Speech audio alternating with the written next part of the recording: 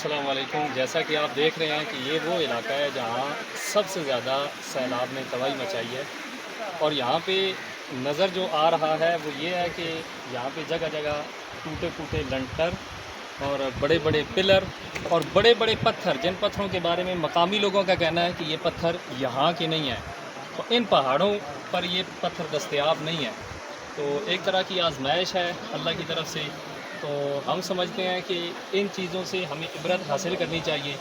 ज़िंदगी का कुछ पता नहीं है। एक तो हमें अपनी इस्लाह की फ़िक्र करनी चाहिए और दूसरा हमें इन मुतासरीन को अपनी दुआओं में और अपनी जो माली मामलात हैं उनमें इनको याद रखना चाहिए।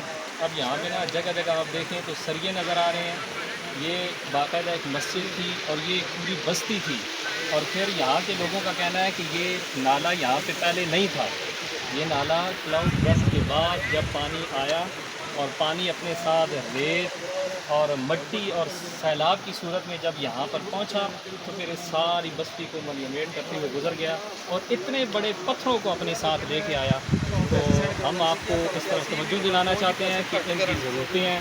पहले जिन लोगों ने अमानतें जमा करवाई हैं उनके बारे में हम अल्लाह से दुआ करते हैं कि अल्लाह ताला आपकी अमानतों को कबूल फरमाए। हमने आपकी अमानतें पहुँचाई हैं और मज़ीद हम 3 दिन के बाद यहाँ दोबारा तीसरा काफ़िला लेके आने वाले हैं। तो उसके लिए मैं अपील करूँगा, फ़जज़ाकुमुल्लाहु खैरा।